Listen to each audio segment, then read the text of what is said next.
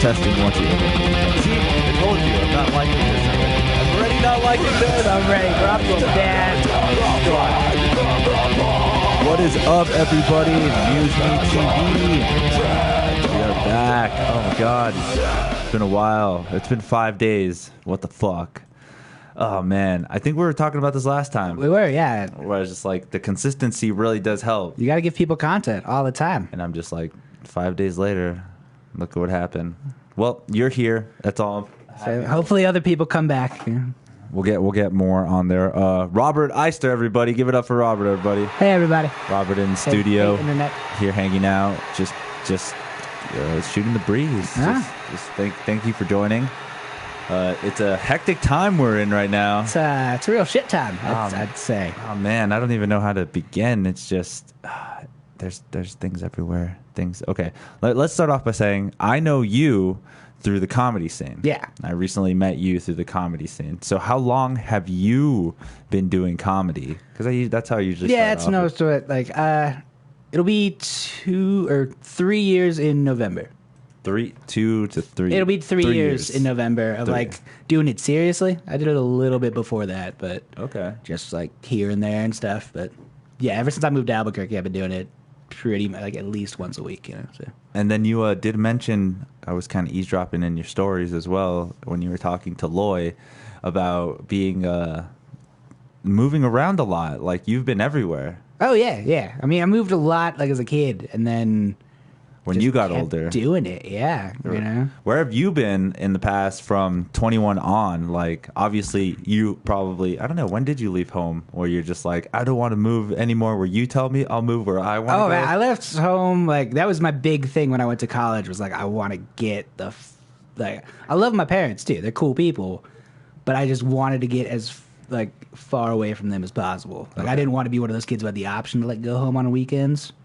So then I went to Montana, and then I realized that like Montana, It's cold. yeah, it was not where I wanted to be because it's a small ass town in Montana.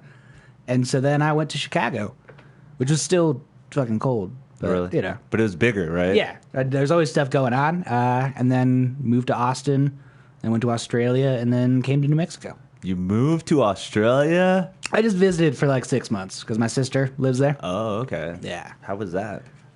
It not great.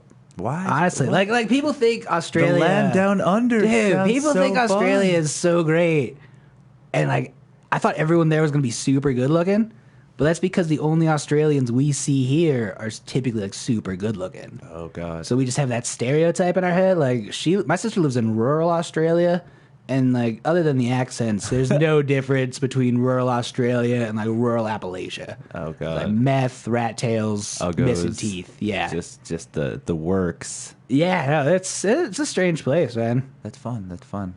That's weird to think about. I've actually never left this place. You've never left New Mexico? I probably went to Denver for like 3 days. That's a worthwhile place to. No, but still, I Yeah, mean, yeah. I could imagine living there for at least like 2 months. Like I've lived many places in New Mexico. So I've lived in Los Lunas, Albuquerque. I've lived up north as well, like the Taos area. Oh, yeah. Taos, that's a very nice mountain ranges. Like, I've been, yeah. oh yeah. really? Oh yeah, my grandparents are from Los Alamos. So. Oh, nice. Yeah, it's come here a while time. It's a fucking awesome spot. I love that split place for like seclusion and being like to yourself. But Yeah. there's nobody there. Yeah, it's a cool little ski town, and I went to my school in Montana in a cool little ski town, but Nice. But again, I kind of envy you. Like you've been everywhere. Like you have more experiences outside of this state. but yet I came back to Albuquerque. So you know, Why is is that? there really anywhere better? I don't know. It's cheap. That's what a lot of It's people cool. say. Yeah, it's like it's a cheap place to live, and I mean, nobody really expects shit from you. I feel like so. That's dope. That's a good place to be. You know. Starting off strong. Well, shout out to New Mexico. We are here in the most, I don't know, I feel like it should be a more controversial state, but it's not. Like, New you know, Mexico? Yeah, we have so many, like, we have obviously so much things that we have drug problems and crime-ridden problems, but also we have so many, like, weird conspiracies and, like, crazy alien stuff and even national labs for the whole United States. What the fuck goes on there? So Your parents My grandfather worked there. Like, I don't even know. He never was able to tell us. He was just... He's just like... Yeah, it was like, we just never talked about it, you know? And, like, we're still going up and visiting. My grandma still lives up there, and, like... Guy I have had Thanksgiving dinner with for the past 4 years. No idea what the fuck he does. His wife doesn't even know. He just, like, he'll wake up some days and be like, I gotta go somewhere. And that's it. That's it. Yeah, it's a weird town. Like, have you been to Los Alamos? Yeah. It's a weird town. It is kind of weird. Yeah. It feels like it's like so like I don't want to say like inclusive, but it is. Oh, like, it is. It's like a very pretty much everyone who lives there knows why they live there and what's going on because it's to work at the lab. Oh god. Except for the couple of people that most of them come from like Espanola. Yeah, because there was a lot of people that lived in Taos area. Because I actually lived in a smaller town called Penasco. Mm-hmm. That's where I lived. But I like to say Taos because people can generalize. No one knows where the fuck Penasco is. They can be like, what the fuck is that? But anyways, most of the people that lived there and like Dixon and like Rio Lucio and all these little areas worked at labs. Yeah, so they just commute up there because like Los Alamos doesn't have any housing now. That's crazy to think about too. That's so much job employment there. It's like it's the richest part of New Mexico. Eh? They say that there are a lot of celebrities that have like those really big homes up there in the mountains. Just yeah. Some of them get ranches and things. So like, didn't Ted Turner have one? He has got one in Montana, but I don't know if he has one out here. He probably does. I mean, if you had millions of dollars, why not just buy a ranch? That would actually be really beneficial. Like just a huge acre of land or acres of land to do whatever the fuck you want. Just like, Yeah. That's what the Epstein Island was all about, right? I don't know if that's... I don't know if you could open with like, this will be super beneficial. Remember what Jeffrey Epstein did? He had his own island. How beneficial to society. Helping those girls grow up so fast. He used it in the wrong ways, unfortunately. But I mean... whole island. It'd be cool to have a whole island. That's the whole thing, the whole premise of that I'm trying to get. Do you think it's like he's ruined having islands for people now? Like, do you think after the Jeffrey Epstein thing, a bunch of people just were like offloading their islands because they didn't want people to think they were doing weird island shit? Oh, okay. They're like, now it's got like a connotation. If you're rich and you own an island, you're doing weird shit. Oh, okay. Whereas back in the day, it was like, you're fine. This is where I live. Yeah. This is just something that has to be done. Mr. Krabs, thank you for joining. He says, hey, how do I get on an episode? Bry, Bry Burger?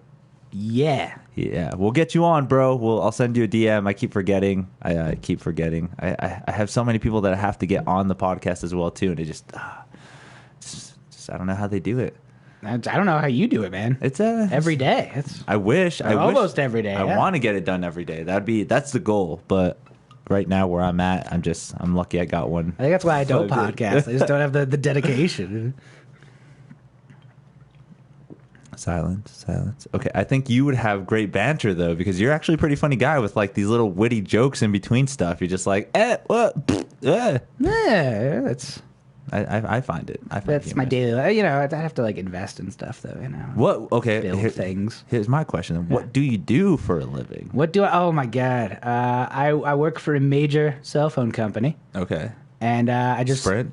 Nah, I don't know if I can say it because like I heard one guy that worked for us. Like took a picture on his Instagram or something and had it in the background and he got canned. What? Wait, what do you do then? Oh man, I just talk to people all day. I'm customer service. Oh, you're a telemarketer. I'm tier 1 customers. I'm not a telemarketer. They want me to be more of a telemarketer, but I'm just like, if you call in, you have a shit like something's going on with your cell phone, anything's going on with your cell phone, I'm the first person you talk to. Okay. And it sucks. Damn. It's like it's been the single worst employment experience of my entire life. What's up, guys? Potential Problems. Thank you for joining. You guys are awesome. Alan Clark and John Quaya. Nice. Just hanging out. Just here. We were talking about telemarketing that Robert does not do. They want me to. I have to start selling a credit card now. But, okay, so if you get a phone call about a problem, tech service-wise, isn't that telemarketing? Like, I mean, you're not selling anything, but they're commuting to you for service. I guess so. It's like it's tech support? Customer. I don't know. I don't want to call it something. It's like there's certain things I just like. It's the way it is, but you want to lie to yourself that it's not. Yeah. Like I have a number, like a customer number that I have to tell people, and I don't like that. It feels kind of. You're like, yeah, prison-y. Yeah. In case you need to report me or anything. Do you have to let them know that they're being recorded before all calls, or is there a message that does that? That's just like, that's already known. But the weird thing is, if they tell you they're recording you, you're supposed to hang up on them. What? Yeah, it doesn't go both ways. How does? Oh my god! Like if they tell you you're being recorded, you're supposed to be like, no, don't record me. That's actually kind of weird. It's a bit hypocritical. I saw. It's a cell phone company. What you gonna do? Well, I saw this video recently of this guy. I'm pretty sure he was a normal citizen. He was acting as an investigator who went up to a cop and was asking this cop investigative questions, and the cop didn't really want to answer it because he felt like, well, why are you asking me these questions? Mm-hmm. But he was asking him questions like, where were you? What time do you come into work? Like, what do you do at your job? Stuff like that. And the cop seemed kind of like, what the fuck? Like, why are you asking me this shit? And then he ended up asking him, like, do you drink on the job? Like, these questions that kind of, I don't know, that it seemed kind of funny. Like, yeah. He was trolling him, but the way he did it was in an investigative kind of like serious way. And the cop couldn't really answer back in a very cop-like manner. It turned into like a douche kind of like, you need to get out of this premises. You need to get out of here. And it's just like, kind of makes no sense and where the fuck I was going with that either, but hey, it's cheers, the police. Cheers to the police. Yeah. How do you feel about what's going on with the police thing right now? I mean, it's again troubling times. I mean, it's sorry, I gotta stop that. Like, it's, I don't know, it's not surprising. Like, it's, you want something new to happen because the same. Like, you've just been dealing with the same thing for years and years and years, it feels like. I mean, I haven't because, you know, my complexion and things, I get by pretty easy, I'm sure. I guess I've been kind of lucky, too. I got to understand that. Like, I know I've got a lot of privilege, and, you know, for a lot of it, I need to keep my mouth shut, which, that's kind of the weirder thing, too, I think, is, like, the whole, like, Black Lives Matter and all that, like, that all makes sense to me. It's all the people that are, like, look like me, who are coming out against it. What? And I'm like, what the fuck, man? Like, don't say anything, maybe, you know? Well, this might not be your time to talk. Well, see, I guess that's the kind of thing, too, is like, we've always seen this, though. We've always seen kind of cops be like the douchebag role. It fucking happened to Rodney King in 92. Like, those, and it's we didn't change anything then, so why would we be surprised we're still doing the same shit, you know? And I've seen a video, too, where it talks about, like, the more we've militarized the police, the more power hungry they've gotten. Oh, yeah. Well, if you train someone to, like, there's that video of the guy who trains police to think that they're predators. It's like, if you're a predator, like John Oliver said it, like, if you're a predator, everyone else is prey. That's just your go-to thing. So if you put someone in that mindset of, like, you need to be defended, you need to have all this shit, because you don't have that shit if you're not worried you're going to have to use that shit, ideally. Yeah. Like, you don't get a tank. Like, yeah, you get a tank to look cool, but at that level, I think you get a tank because you're like, someday we might have to use a tank. Yeah. So you go to work every day thinking, like, I might have to use a tank today. Or you look at it and you're like, God, we haven't used that tank in a while. I would really like to use that tank. Can we find a reason for the tank today, guys? And that's kind of troubling to think about itself, too. Like, you know, if you were like, hey, guys, you're going to go out, you're going to try to make the community better. Oh, but we got a tank. You're like, oh, can we use the tank? Is it usable? Yeah. At this point, I don't know what's going on because they've even talked about the training courses. It's just like, hey, you take like a 3-week training course and now you're a cop. Like, you're holding a gun and it's super quick and they're not doing any, like, and we have put so much on the police force to be like, you have to handle everything now because we don't want to pay for these other things. I think part of it too is like America, I find, is just like a very scared country, especially the people that are controlling the money. And that's why so much of our budget goes into, like, police militarization in the actual military. Because we're just so scared of these problems, and we think the easiest way to deal with them is just to fucking kill them, rather than be like, deal with them. Okay. Or, like, think about them. Because I think that hysteria makes it harder for us to actually conceptualize things in a way that, like, this is something we could deal with other than shooting it in the face. Yeah, or getting it in a very aggressive and... Yeah, or just, like, locking it away from society, too, which is what we've done with a lot of things. Right. Because we like to sweep things under the rug, you know? It's crazy to think about, because half of the time it's just pushing people down and making them feel like, you know, there's just a hierarchy of like dominance out there. Oh yeah, and it's scary. I mean, I've never had to run into that kind of scenario, but I mean, I could just imagine how people deal with that because you see it all the time. Yeah, and it's one of those things too. It's one of those things where it happens to you, and then it continuously fucks you too. Like that hierarchy. Once you get in that system, like statistically, you're pretty much continuously fucked. Yeah. And I almost got serving a minor on my record. I would have if the cop had like showed up to court. I was that close, and that could have like. I'd have to put that on shit for the rest of my life, maybe, But the cop didn't show up? Yeah, that was awesome. What the fuck? Yeah.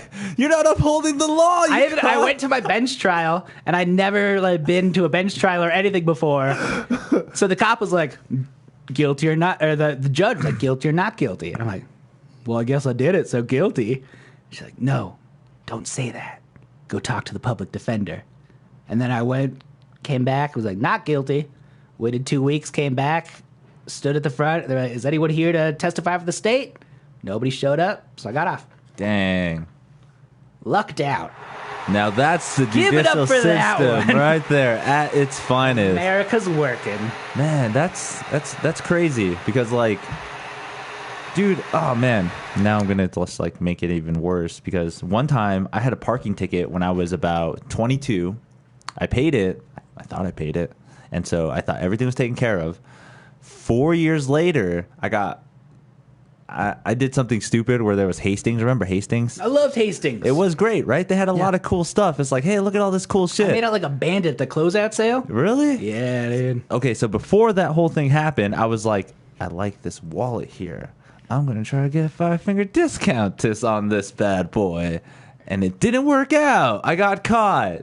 So I got caught, right? It's people like you are the reason that we don't have Hastings anymore. Okay? It's that mindset. It took them out of business. It was so hard not to think about it, though, because it was just like, $10.50? I don't have $10.50. I have no money to put in this wallet I want. There's no sense at all. So anyways, the security guard stopped me. He pulls me to the side. He's like, yeah, dude, I got to to take you to the side. I'm going to call the cops. Called the cops. Cops were on their way. About 25 to 30 minutes pass, no cop comes, nothing happens, and the security guard's like, well, I'm just going to let you go then. Whatever, I'm just going to tell the cop that I'll let you go. Give me a second, I'm going to call him. Calls the cop, and he gives him my name again, and he's like, hey, you're going to have to actually keep that kid there because he actually has a warrant out for his arrest. He actually has a bench warrant for a ticket that he didn't pay back in Taos in 2013. So the cops come, put me in handcuffs, and there I go off to jail. I was in jail for 72 hours. They made me squat and cough, dude. They made me squat and cough. It was bad. Well, for a unpaid parking ticket. Well, that's the law, man.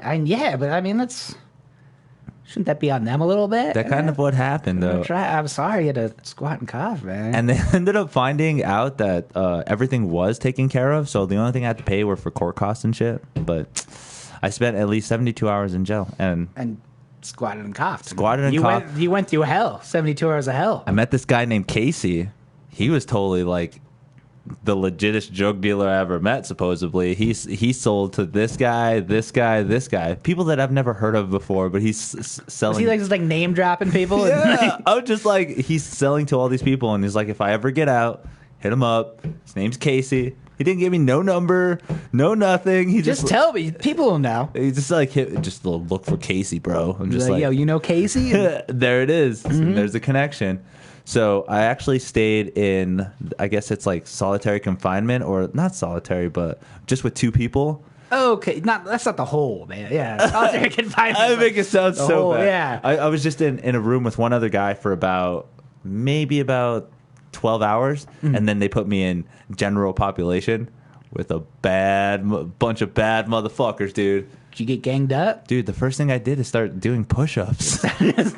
Just to show up. I was just like, I'm going to survive.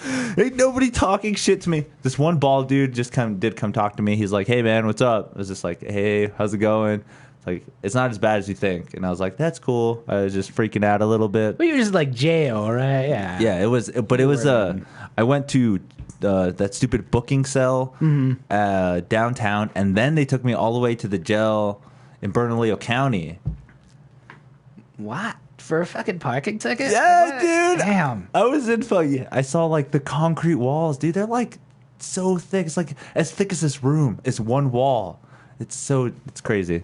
I want people to Shawshank, you know. That was the life. So ever since then, I found Jesus. You came all the way around, full 180. I was like, don't call me Angel no more. My name is Angel. I worship God. Our good Lord Jesus. You found him in there. A good Lord. And I did my best. At the end of the day, a positive experience. So now I'm here to preach the word on the podcast, just so you guys know. Is this a biblical podcast? I would be somewhat pissed. Make sure to know. This is a Jesus podcast. I wish I had like a no, this one works. And now introducing the Christ child. But yeah, I mean, whatever. It was one of those hard time moments in my life where you're just like, whatever. But I recently, like you, or actually, how long have you been? When's your birthday? March 29th. You just turned 30. Yeah. Wow. Well, I mean, during quarantine, so Same. Feels like it, yeah. I just turned 32 in May. You're 32? No, 30. Oh. Yeah, I turned 30. Oh, you turned 30. Okay. I turned 32. In May. Well, happy birthday. Yeah, so when you had that joke, you were mentioning something about just recently turning 30. I was just like, damn it. It hit hard. Yeah. How do you feel about it? It kind of feels weird. I feel older, but I love that I still get compliments about how young I look. Yeah, I get that. I'm the same thing. Like, people think I'm a lot younger, and I also don't feel like I live like a 30-year-old. Because I've got 30-year-old friends, and they're definitely... But you do have some gray coming out in the side. Yeah. That's actually... I saw that, and I was just like, holy shit, is that really a gray? I'm graying out. That's crazy. And it looks like the cool, like... I'm just aging on the top. That looks like cool Magneto gray, you know? It's just like going to come undertone where you're just like, the powers are still not unleashed. This is really all I have going for me right now. That's the dude. Other than this, I'm just a piece of garbage right now.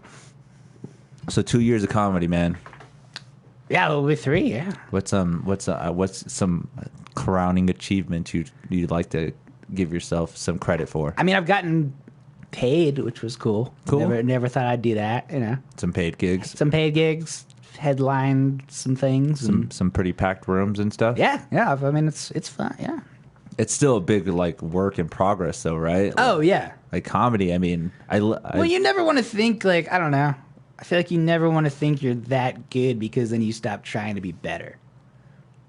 So I just like consistently tell myself that I'm shit.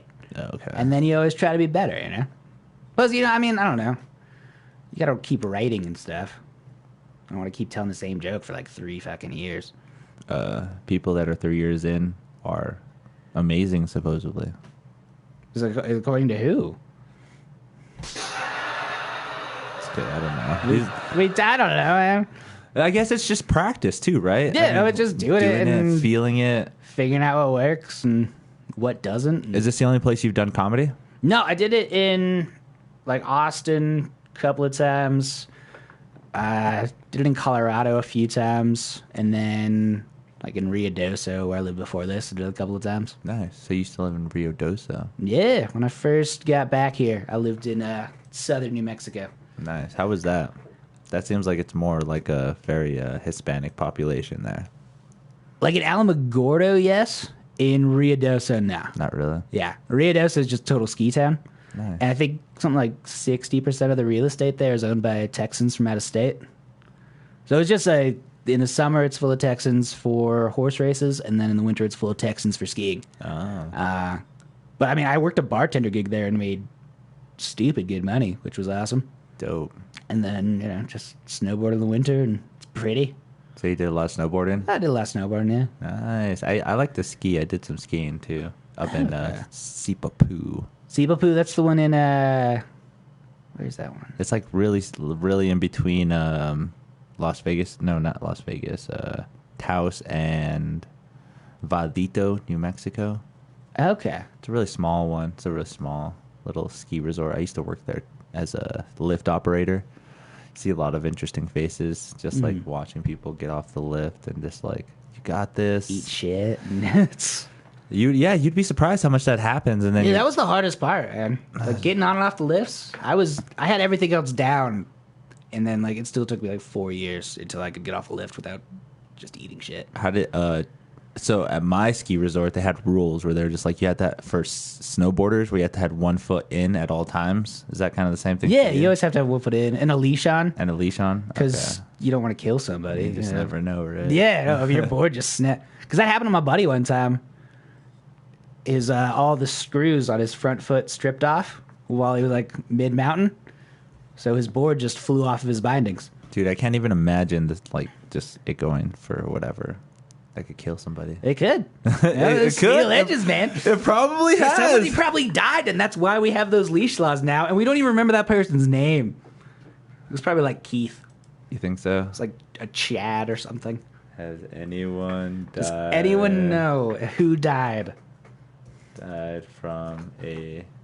I think it. Yeah, go for it. From a snowboard.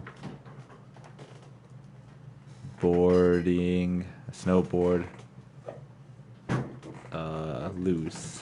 I don't know what the fuck. Loose snowboard? I don't even know what the fuck I'm Googling anymore. No, it just has myths about who dies and where, debunked, tree wells, fatalities, and how to avoid. I don't know. I'm done with this. I guess People could die. we'll say, yeah, somebody could have died. Probably. Or been like seriously injured, you know? Or... Mr. Crispy did say, kind of late to this question, but have you guys heard about cops setting off fireworks to desensitize us to gunshots? I mean, we live in Albuquerque, man. Like, I live by the International District. I'm already pretty desensitized to gunshots. You're just like, whatever. Yeah, I hear them quite a bit, I guess. And you're just... They're just, like, not that close, you know? But the still, like, I guess we're in Albuquerque, too. Like, it's going to be that time where people just, like, out of random... And everyone's been letting off fireworks in my neighborhood, Yeah, exactly. Too. Yeah, hey, I have a couple extra. Let me just throw it off, or one a day or something. That's just happening. I don't know. I feel that cops do or don't. I don't know. I mean, maybe. They shouldn't be. But, I mean, maybe at the same time, those are just super patriotic cops enjoying the 4th of July. Jesus. Is it? Probably not. They're probably racist. I don't know. Who knows? It's probably systematic racism on some level. But, you know, it's... So, in other news... I'm just kidding. There is no other news. Robert, are you so my middle name is actually Roberto. Yeah, that's actually kind of weird because my mom just named me Roberto for some weird reason. I think she did have a story about that. Strong name. Yeah, but it just makes it weird that there's an O at the end because I listened to your name just like Robert O. I don't know where I was going with that. The Spanish language is a phenomenal thing. That's kind of whatever.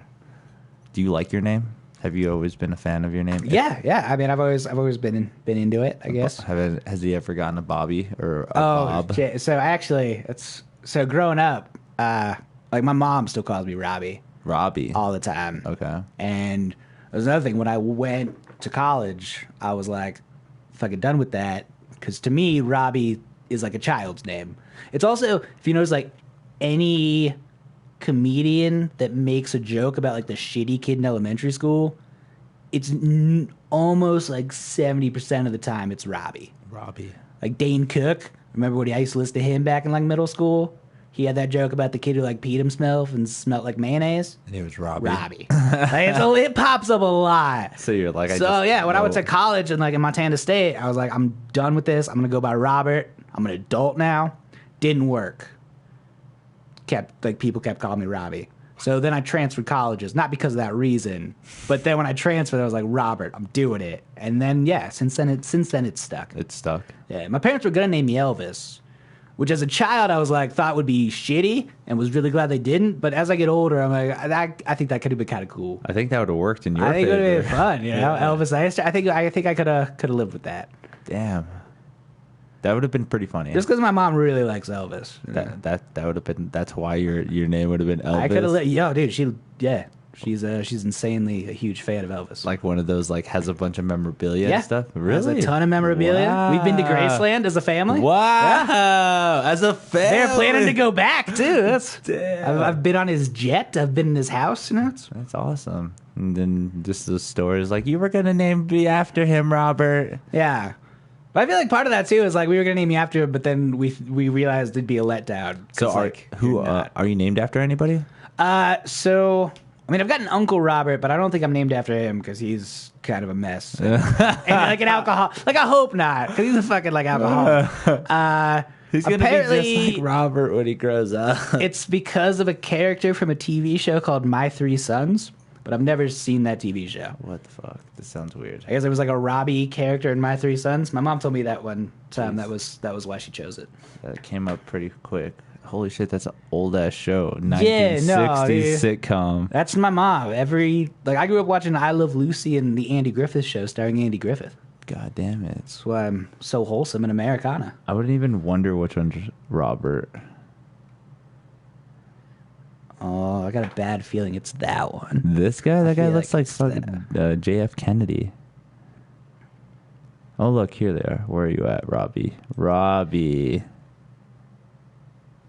There he is. Look at that bad boy. Don Grady as Robbie Valentino. Oh, he was a Mouseketeer, too. Yeah, so apparently that fictional character is who I'm named after. Dang, that's actually kind of cool. Where'd your name come from? I came from my dad's name. Oh, okay. But my dad was an illegal alien. So you're like a junior? Yeah, I'm a junior. Okay. But again, my dad is like an illegal alien. So when he met my mom, he actually told her that his name was Anhed, which is actually not his real name. So you're like I'm named after you're like a junior based out. You're like a false junior. Yeah, dude, it's so shitty. I want to write a joke around that, but I haven't. Why? Why did your dad tell you why? So when he met my mom, he was an illegal alien, and he had papers of this guy named Angel. Okay. Yeah, so he just went by that. He was just using somebody else's identity. Yeah, so for a long ass time, and then he went, had sex with my mom, got pregnant, and then all of a sudden was just like, yeah. He wasn't. It's unfortunate. He wasn't there at my birth. He was like Mexican thing working, and my mom's like, "Oh, I want to name him after his dad, Angel, Angel." And so they did that or whatever. And he comes, finally meets me, blah blah blah. And then my mom's like, "Hey, I didn't know what to name him after, so I named him after you." And then he's like, "Whoa, I have something to tell you. We've only been dating for so long, but yeah, that's not my real name." So yeah, that was a thing. One of those moments where you really knew that they were going to stay together forever because she was still would have put up with that. Well, I mean, also she just had a kid. I know. We're like, what am I going to do? I'm 18 years old. Yeah, he just popped up and there was a kid there. So yeah, I'm named after my dad. Was a false junior. So Angel, whoever you are out there, I'm named after you. There's some random Angel. So yeah, that's actually a pretty funny story. That's a good story. I want to turn it into a joke somehow. Riff on that. Something. I got something with that, but who knows? Something like that. So yeah. But isn't it weird how, especially in Mexican and Hispanic culture, they always do name somebody after somebody else in the family? I always just felt that was kind of weird in general, you know? Everybody in my family is named after somebody else that was in my family, which is weird to me. I find it weird as well, but... Yeah, I don't think I know anyone in my family who is. Yeah. Like, that. Yeah, nobody's a junior or anything? We just come up with fun new names, you know? That's weird. We like being... I don't know. That's American culture right there. I guess, yeah. And my dad wasn't my birth, you know, because he wasn't working. Because white people are lazy. They're just like, yeah, I didn't take off to see my son be born. Oh, hey, I'm not doing any work, but I gotta go see it. I gotta go be there. Go back, take an extra 2 weeks off. You could be distant later. Oh, got this.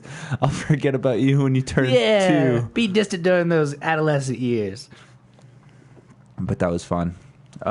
Yeah, do you have any siblings? I do. I have one sister. One sister. She's 6 years older than me and lives in Australia. That's why I was in Australia. Ah, awesome. She just moved over there and was like, that's it. I'm here to stay. No. She graduated college and then... while she was in college, she lived in China for 6 years. What the fuck? Because my family's like, we've been to China a couple of times and we like China a bunch. China's a really cool country to go visit. Not now, I mean... Well, they're opening up a little bit. Holy shit. Yeah, China's it's a great country. It's actually a communist country. Oh, yeah, but I mean... A capitalist communist country. The average person, like, you know... You can't hold that against the average Chinese person. But you got to let them know. Yeah. If you can. I mean, I don't know. You can try to, but like the average that's the weird thing too about China is like the average Chinese person like knows Mao Zedong was kind of an evil person who like led to a lot of them dying in a famine, but the average Chinese person also never says any bad thing about Mao Zedong. Oh, God. Just because they're like, first off, who could be listening? I don't know. And yeah, it's like this weird cultural thing where it's like they're aware of the problems, but they don't speak out against the problems. Oh. Which might go back to the whole Tiananmen Square thing, because it was like the last time we did that, didn't go well. But look where we're at now. Things haven't really seemed to get any less authoritarian. But when was the last time you went to China? Last time I went was in 2007. 2007. So you were 17. Yeah. Nice. And then my sister met an Australian guy there, married him, and then moved to Australia. The Jonah, did I say that correctly? Thank you for joining. He said Trump 2020. Oh, that's an interesting ideal. Starting off strong. Starting off real good. Just wanted to ask, are you a Trump supporter? And if so, let us know in the comment section. I hope so. I hope you're not, I don't know. As much as I don't agree with that, I would hope that he actually is a Trump supporter and not just like I don't agree being a contrarian just to like fucking do that. You know, I don't agree, and I'm not a Trump supporter, but I bet I totally spout that shit all day at work. I piss people off all day. Really? Yeah, just to piss people off. Like literally, I'll just be like, God damn it, they didn't build that wall and stupid shit. And literally, I'm just like, how the fuck have I not been fired by HR yet? See, I pretty much talk to just like old white people at my job because they don't understand how cell phones work. Yeah. So it's a lot of people that like, I'll say one thing and they'll go down this rabbit hole. The other day, a guy talked to me for like 20 minutes about how the Civil War wasn't about slavery. And I was like, man, I think it kind of was though. But yeah. Where did you get that from? Black Lives Matter. Okay, man. Yeah. I work at a nursing home at a like a retirement nursing home. So I work with a bunch of old people. Mm-hmm. So I deal with that because I work as a chef in the kitchen. Oh. So I cook for them. So I don't deal with the old people that much, but I deal more with the nurses and the staff. And that's mostly like a bunch of young people, our demographic, if not younger, for the next generation. And it's just a bunch of whatever. Yeah. You get a lot of random stuff in there, and just spouting that's really to ruffle some feathers is funny to me. Like it is fun. Yeah. I'm just trying to like get a reaction or anything. Like I always bring up the Jews. I'm just like just to have fun, man. Just to say it. I do that shit on Facebook sometimes, you know, because I have people that are just like, you can set them off so easy. You know? So that's actually I love how you brought that up. You were actually one of the first comedians to actually, I feel, in our area to talk about Kobe.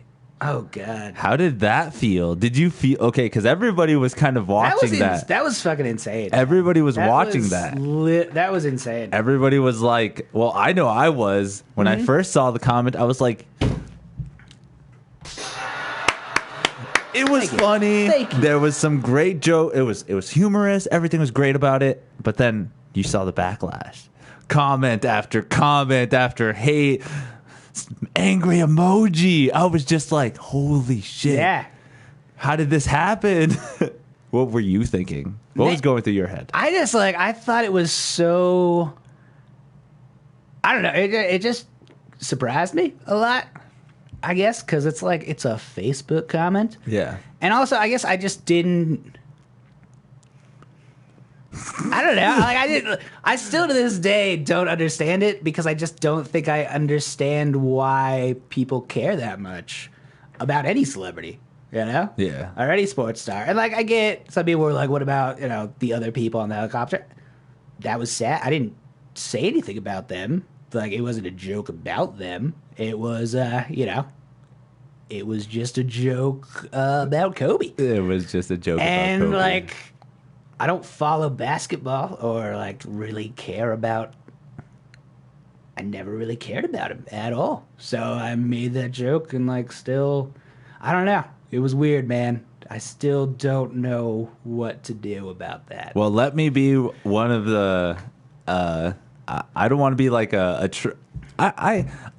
I liked the joke. It was funny, and I felt like it was a way to defuse and kind of like, you know, think about the scenario and the situation in a different way. Because obviously, in this simulation that we're in, people get touchy for the stupidest little things. And that's also just that's how I deal with everything. Like you said, it wasn't like I was being like specifically disrespectful. Like I think people took it as like I was being racist for some reason. See, but that's because, you know, yeah, he's a black athlete, but like that never crossed my mind. It was just like, oh, a celebrity's gone. Who gives a fuck? It's a celebrity, right? And like I fucking any celebrity that dies, I make a joke about it. I hope when I die, people make a joke about it because that's the best way to deal with death. Is to laugh about it, you know? Right? Or at least kind of, or at least like try to, find some humor or and I don't know, some like, kind to get of. that pissed off about it too. It's not gonna bring him back, you know. Like, oh man, yeah, that was intense. plus, I mean, like, I don't think he'd do the same for you. So fucking, you know. That's true. Very true. But yeah, no, I mean. You did it though. It'll be weird to see what happens, like when this all ends, because I know some people are still still pissed about it. Well, see, okay, so what do you, with all the events that have been happening, is it just a downward spiral into like? You'd hope he would be like, chaos? oh, after this, nothing else, like that doesn't matter. But yeah, I don't know. I think it's. I don't know. I worry that we're not like going event to event. We're just like event and then piling event on top of that event and then another event on top of that event. So like there's this whole foundation of pissed off for some people, and some reason I'm going to be at the very bottom of that foundation because it was like early in the year I pissed them off. Someone's probably going to blame me for this whole shit. The coronavirus. If you had never told that joke, we would never be in lockdown. The coronavirus spread it's because my of fault. Robert. Yeah, if you need someone to blame me, America. Fucking Robbie. Just don't say that. I'm an adult now. Oh man. So yeah, that was some crazy times. But now it's just now we're dealing with police beating up. Yeah, now we're dealing with all that stuff. So I feel like that's more important. It should be. I mean, honestly, in terms of the bad things that we know comedians have done this year, I feel like I'm doing way better than like Chris D'Elia. Let's be honest. Chris the dildo, yeah. I may have told a bad joke. I've never molested a 16-year-old. So, like, in terms of comedians, I think I'm doing okay. How does that... Oh, man. Dude, is this just not the year? Is this, like, bad luck? This is just, like... I think this is the year we're just going to write off. Neither of us turned 30 this year. No, I'm holding off till next year. It just literally just like, hey, what did you do in your 30s? Don't even fucking But someone the other day was like, I told him I was turning 30 on the phone. They're like, well, this is the year that you got to do it. I'm like, no, it's fucking not, man. Do what? This better not be the year I got to fucking do it. He's like, I got to do it. It's like, you're 30. This is your last chance. Fuck you. Come on. I don't even know what I'm trying to do. Stay alive, not kill my grama? You know, I don't know. Right? Yeah, that's like... Try to find food for tomorrow. And just keep the job I hate. I don't know. It's crazy. But I'm pretty sure we all kind of strive for that dream, right? That little whole, hey, you know, get to do club, pack shows. Yeah, maybe get an acting spot. Who knows? Like, you know, that's what's the main reason why you started doing comedy? Why did you start doing comedy? Did you just feel a niche to do it? I mean, honestly, when I very first did it, it was because my buddy wanted to be a comedian. Okay. And he needed people to open for him. And he was like, this was like around the time Dane Cook was super popular. And so he was kind of just aping Dane Cook stuff the whole time. Okay. He was good at it. It was okay. Yeah. You know, it was good for the time. But yeah, and then kind of just like got into it because it was something to do. Like I moved here, didn't know anybody. And like searched for an open mic, saw there was one happening and went to that.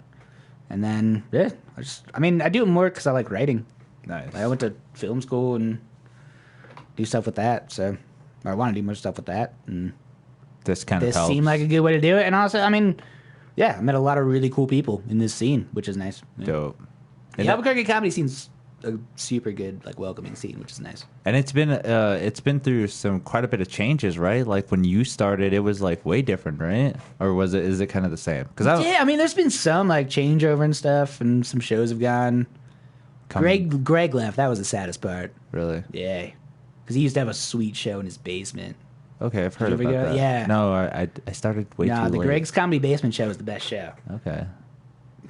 But And then when I started the comedy scene, everyone was like always raving about the Red Door on Wednesday. Everyone was like, "Oh, that's a hot spot. That's where a lot of stuff is going on." Mm-hmm. So that's kind of like I started the comedy scene actually on Sundays at the Boise Brothers. yeah, that's not going anymore. My first show was Thursday at Monk's Corner. That's not going anymore. Yeah, that place isn't even open anymore, man. That's crazy. Yeah, and that happens quite a bit. And then, like, there's a bunch of stuff even... Oh, do you remember with the comedy club that we had for, like, 2 weeks? No, You don't? I don't. Oh, man. The box, right? No, the box is still there. It was, fuck it, what was it called? The Laugh Vault? The Laughter The Vault? comedy vault. The Comedy Vault, yeah. Okay. What, did it just die? No. People protest. Well, like people protested it and then it just died. I think it would have died without the protests, but like it kind of expedited it The a little bit. protest just kind of ignited it a little bit. Yeah, the more. guy who ran it wasn't the most popular guy. Because then I heard too, there's a bunch of like location issues, and it's still in like downtown homeless area, and a bunch of shit that I'm just like, oh man, good thing I didn't get into the comedy scene at that point, I guess. Yeah, I mean it's changed, but it's also stayed pretty similar. You know, It has. like there's consistent people that you'll see. You know, that I've seen since I started, Dope. and then there's people that come and go, which is cool.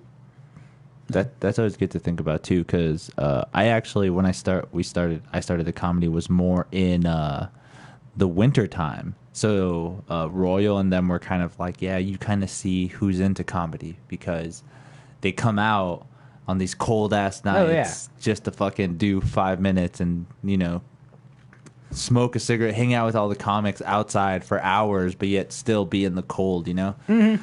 And then in the summer, it booms up again. Yeah, you have a ton of people there. You have the people showing up with like all their buddies from work because they think like they all told them they were funny, so they're gonna try it one time. They're gonna do You're it. never gonna see that guy again, but you know, it's fun.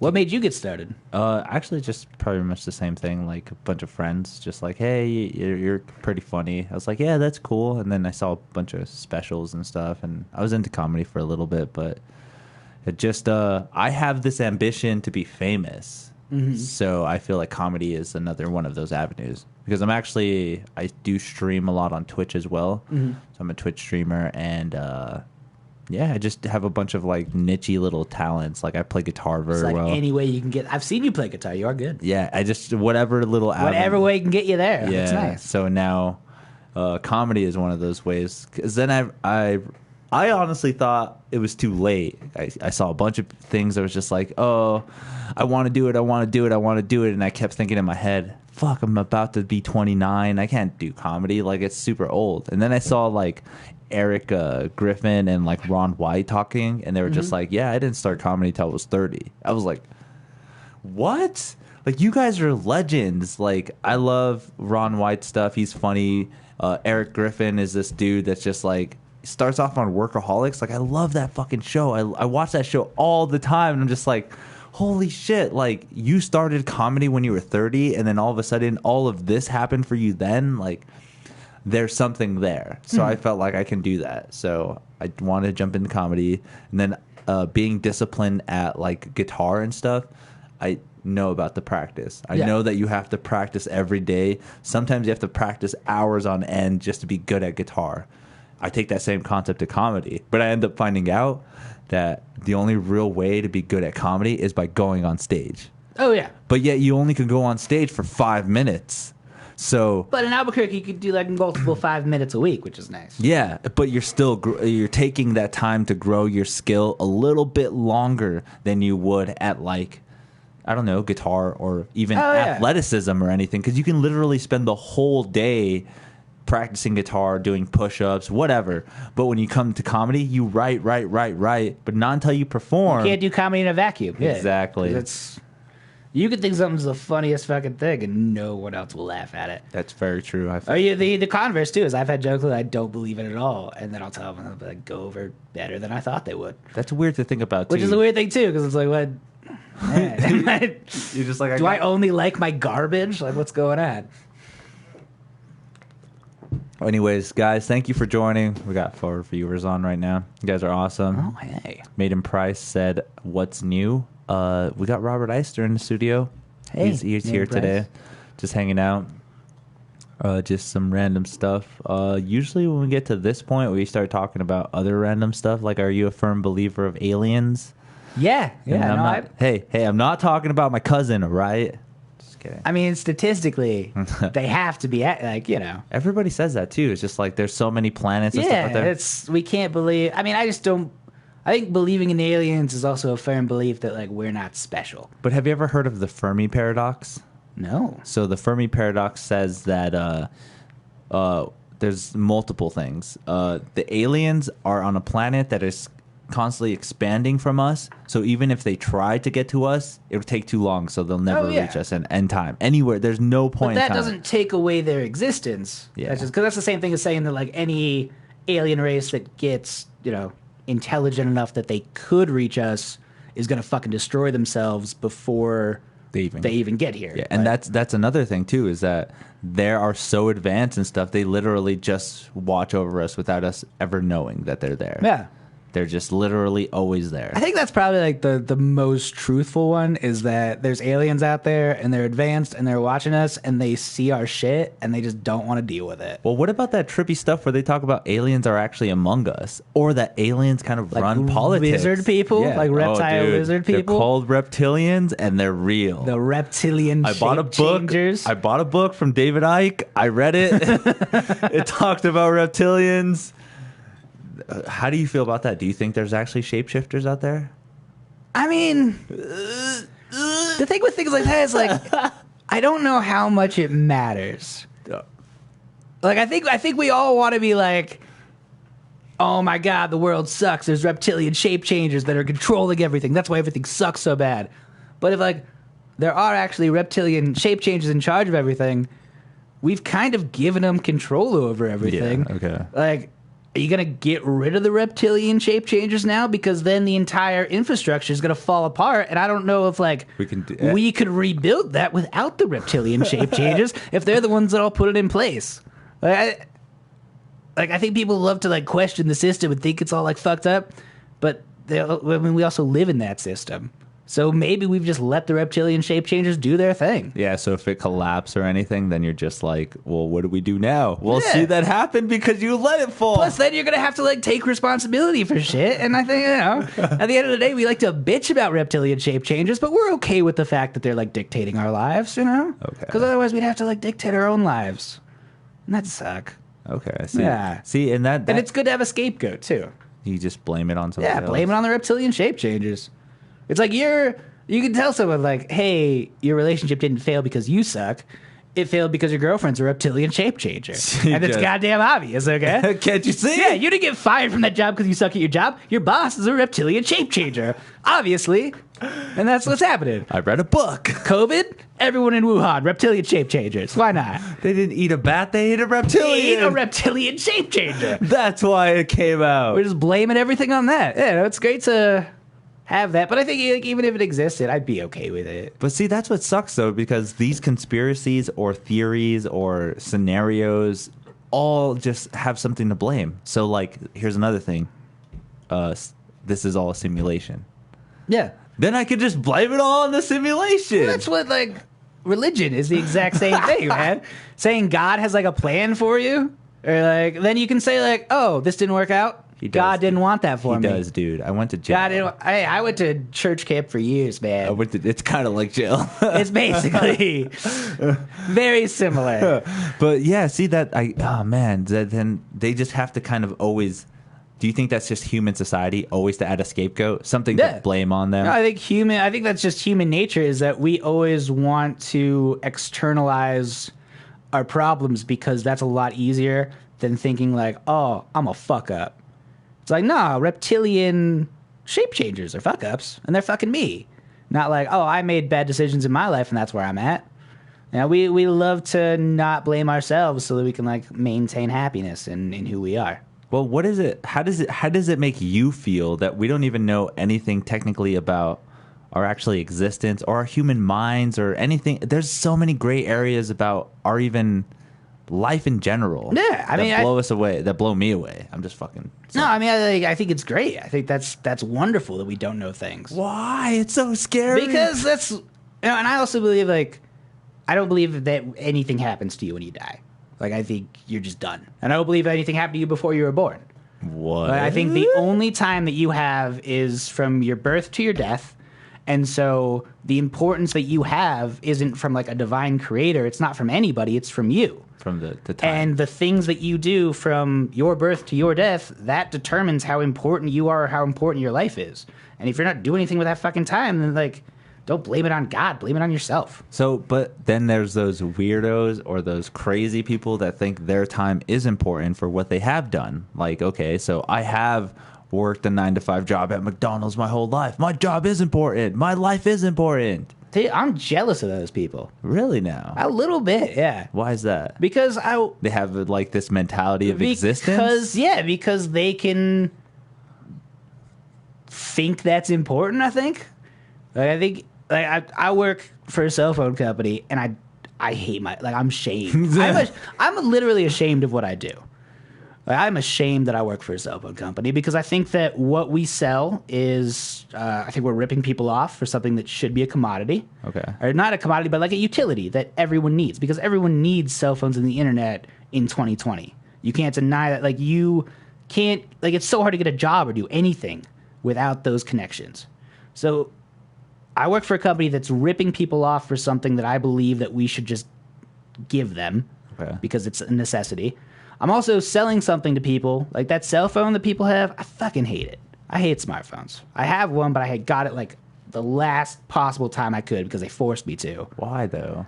I mean, don't you feel like cell phones have kind of helped in life? No, because I think we got so much information and the ability to have so much information, but we didn't think about, like, contextualizing that information. What? So now you've got all these people who, like, can go online and find something that backs up their beliefs, and because it's online, there's this idea that it's somehow right, and that reinforces their beliefs. So we've got, like, the fucking incel movement and all those things. And flat earth. Yeah, and flat earthers and all these people that, like, they can reinforce their idea. Because first off, human beings, like, once you have an idea, we are very, very opposed to anything that goes against that idea. Okay. Almost violently so. And so, like, if you can find an entire community that, rather than that, completely backs up your ideas and just go with that and not be forced to, like, look for anything else, because it's not, it's not an objective thing at all. You can find exactly what you're looking for and things to back up what you think. Yeah. Then you can just continue thinking those things that are wrong. And also, I mean, like, Facebook's made us all so fucking narcissistic and self-important, and, we shouldn't be talking about a stupid joke that I made in January, but we are because I fucking posted it on Facebook, and that's ridiculous. That's true. I mean, yeah. It should have been one of those things where you said on stage it didn't work. Oh, well. And that was it, yeah. Yeah. But because it's on, like, the public record now, I'm still getting asked about it halfway through the fucking year. And, yeah, for all we know, 5 years from later, somebody's going to bring it back up. Just been like, you actually have some credit. Something actually does start going for the comedy career. But guess what? They bring that back up because, hey, I can. Hey, I can't book you at your show tonight because you made a Kobe joke back in 2020. Right? And that would be the fucking worst, is like you get booked for a show, but the show is on the day that death happened 5 years later, so they look it up and they find out that you made that joke. They're just like, yeah, dude, people are gonna associate our club with that. Yeah, we can't do that. No, it's not good. It's not we've had a lot of positives, but I just don't think it was all too fast and we didn't know how to deal with it. Judas 26350, he says, she, it. Sorry, I always get that. Correct pronouns. I was so bad at that. Before we were born, we did not exist.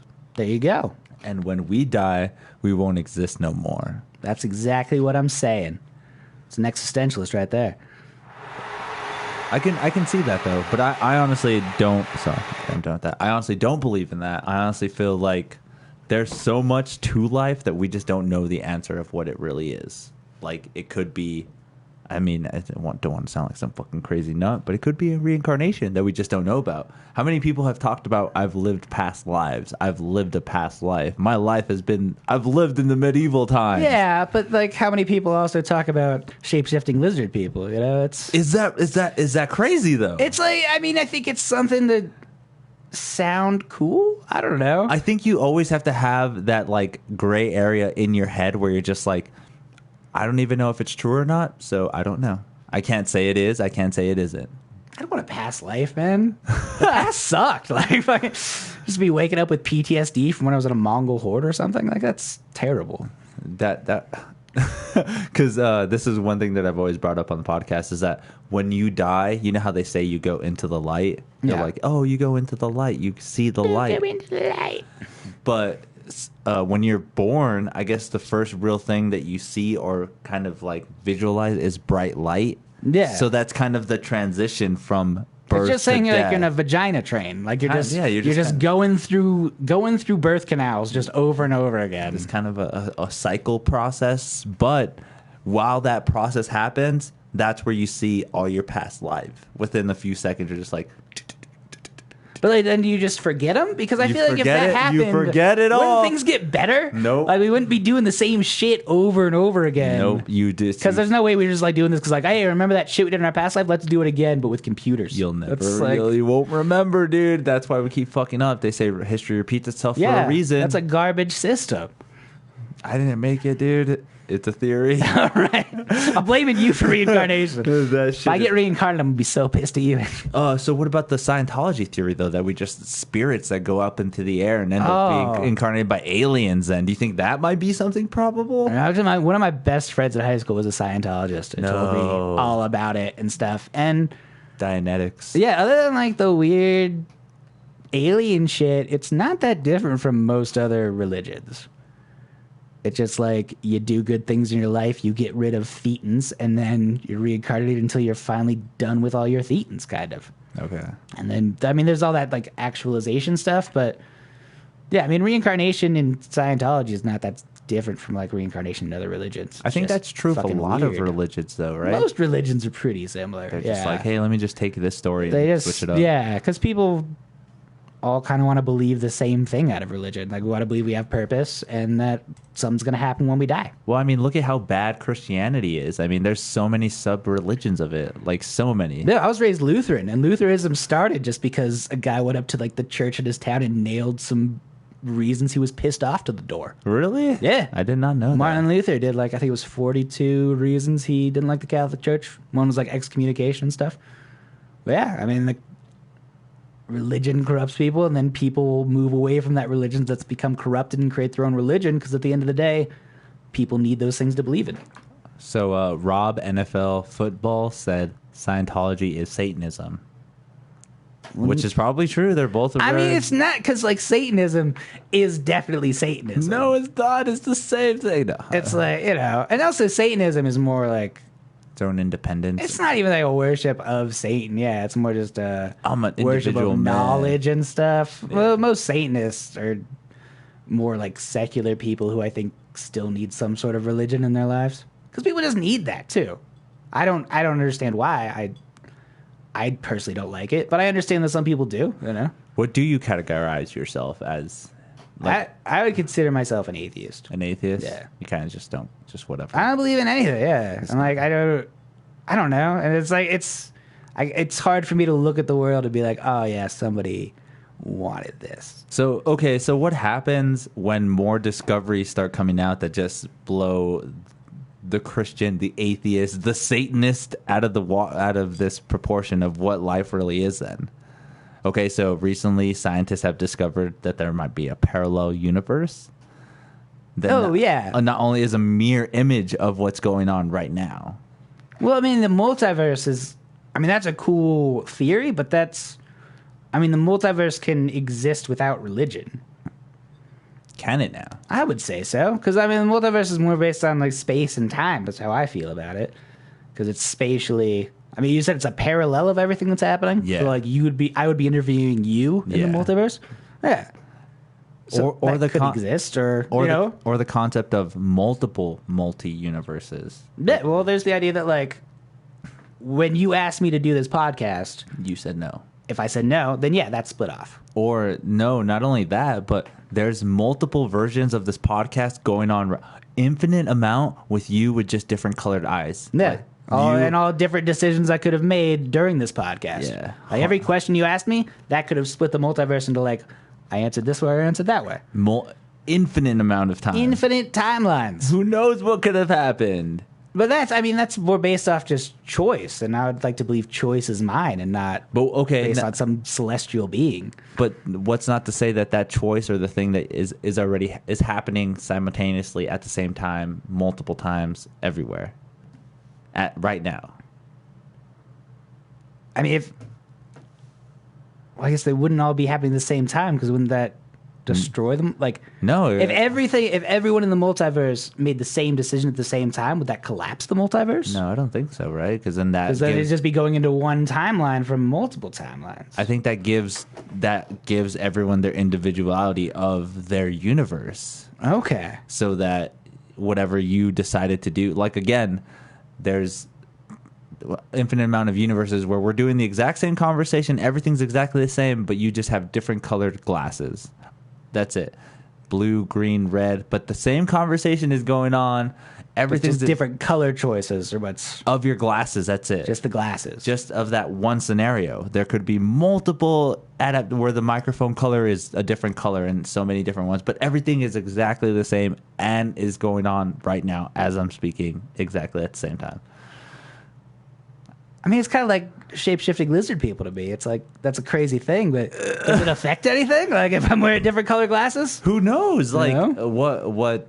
Is it like Crisis on Infinite Earths in DC, where I can, like, go find my different colored glasses version and kill him? That would be awesome. That'd be pretty sweet. I think that'd be sick, because then, have you ever seen Rick and Morty? I love Rick and Morty. You see how they've kind of all just culminated together? We're just like, oh, we're all the same anyways. The Citadel of Ricks. Yeah, we're all the same anyways, so what the fuck? Like, you can't really make any other decisions that this Rick does, because we all live together anyways. But at the same time, in the Rick and Morty universe, Rick C-137 is the Rickest Rick.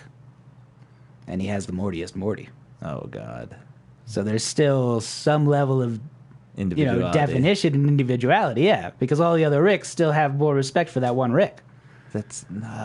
Yeah. But then that just means, I hate to say it, there is probably another Rick that's just as Morty as Rick is. Probably. Rick. Oh, I mean, there's probably better. I mean, with that saying, there's probably better versions of us out there. I mean, undoubtedly. Yeah, very undoubtedly. Yeah, that took care of themselves and did things. Right, that actually are doing. It's like accountant Rob out there making six figures. Right, actual junior out there. An actual junior. There's an actual Angel Junior somewhere. It's beautiful. Rob NFL was talking as well. I feel sorry for you, the at all non-believers. I don't know who he's talking about. I think he's talking about us. Are you talking about Jesus Christ? He's probably talking about me. Judas as well says, Satan, Jesus made words by the humans. This is turning into a very religious scripture right now. Scripturing? Ulrich. What's up, man? Thank you for joining. He says, kind of makes choices meaningless if it still happens elsewhere. I think he was talking about the multiverse. Oh, yeah. No, if, like, you make a choice and then that choice... But you, I mean... That's the thing, but it's perception, because it doesn't make it meaningless to you. Because we'll never get to experience You don't experience that other universe, and you're just living that one thing. Which it might be so, but that's what you're experiencing. That's what I feel. That's the beauty of it. Is like, even if it is happening, that's awesome, because they're experiencing it. It might build up on like regret, because those other choices may have gone better for you, but you're not going to know that either. We'll never know. You have no idea, and it's okay, because there's an infinite amount that went horrible as well. Yeah, someone else very, very bad. Like, there's multiverses where you die every single day just by getting hit by a bus or some shit. Right. Constant. But that's kind of beautiful, because you realize that's a possibility.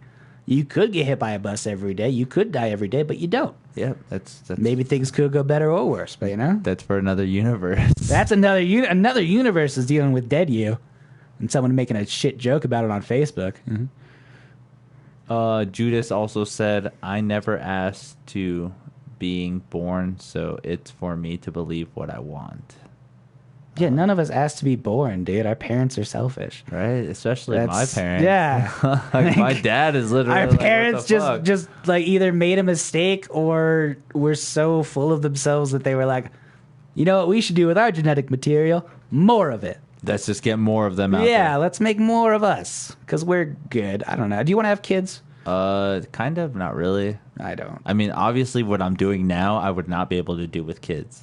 We could have some tykes running around. Oh, fuck no. Hell no. Just do the podcast with little baby Bjorn on. I would just be like, oh my god, Junior, Angel Junior, Angel Junior, Angel the third. Shut up. We're trying to do the podcast. I mean, I recently got the dog, and the dog is quite a bit of, well, I haven't recently had the dog for like 4 years now, but it's been one of those things where it's constant taking care of. And now I think about it like, man, would I be ready for a kid? I mean, if the child at like some point becomes more self-sufficient than the dog, hopefully.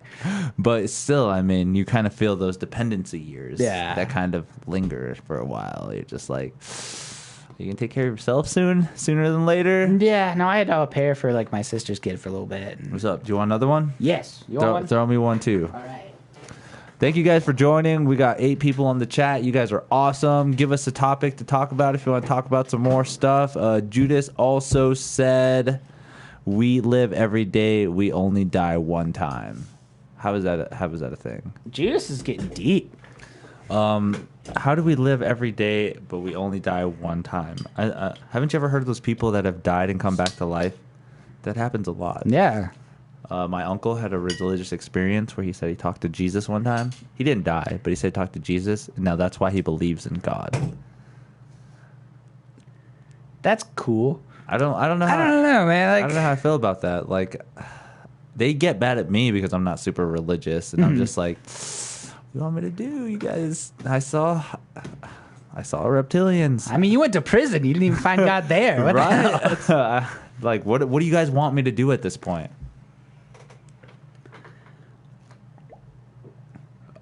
Yeah, it's Lutheran, you say? Lutheran. Yeah, we're pretty chill. They're like a chill religion. I don't see any problems with the Lutherans. Yeah, no one really gets mad at the Lutherans. They seem pretty chill. We're just like, hey, tell God you love him and you're good. Yeah, you're not trying to knock on doors. You're not. Trying to, we don't go to doors. You're just not like, hey guys, we got fun camps and stuff. Yeah, see, yes.